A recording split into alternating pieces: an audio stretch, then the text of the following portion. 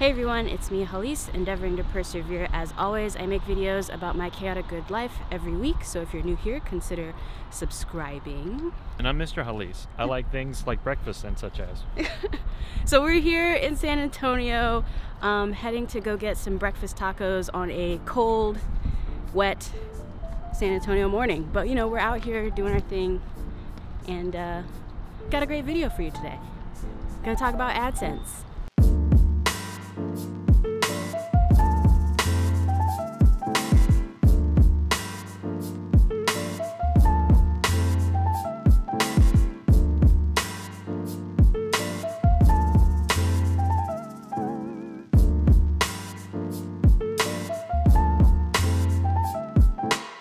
It's so cold. It's so cold. We're now walking to the Pearl to get some coffee down here on the Riverwalk. So last year I went freelance from the video agency that I was working for full-time and became a full-time creative. And up until that point I hadn't really kept track of the money I made on YouTube because, to be frank, I didn't make any. I started my channel in 2009 and I didn't actually hit the $100 threshold, which is what you have to hit for them to start sending you money. I didn't hit that until a few years ago, maybe, consistently. And so now I consistently actually get a check from YouTube every month. It's always so weird recording in front of people. I was too nervous to talk in front of people, so Mr. Hallease is setting up for a Beastcast episode while I am finishing this video. Now in 2019, I consistently break over $100 every month. So every month I get some money from YouTube.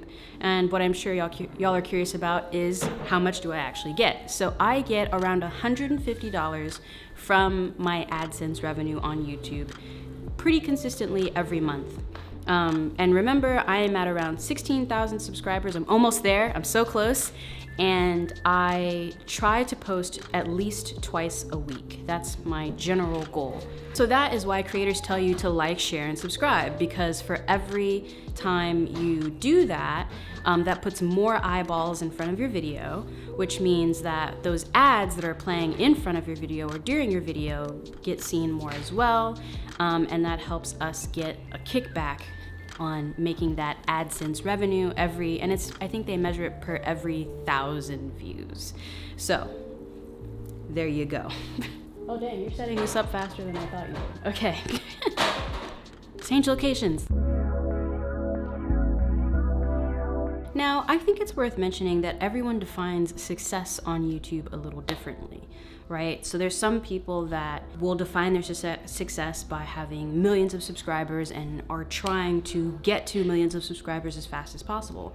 And that's one way to do this. There are other people that define success by building a community on this platform. I fall somewhere in the middle. I definitely do want to grow because I have bills to pay, but at the same time I also do really enjoy engaging with all of you and hearing your thoughts on different ideas that I'm playing around with as a full-time creative. Now, if I had to put a monetary value of how I would define my channel being successful here on YouTube, then I would say for me, if I could make enough money from YouTube AdSense to pay for my rent every month consistently, then I would feel like my channel is really successful.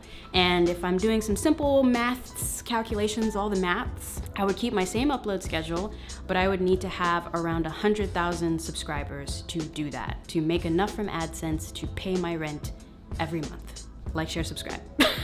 Where's what? Where's the other mic stand? The other mic stand is in that bag.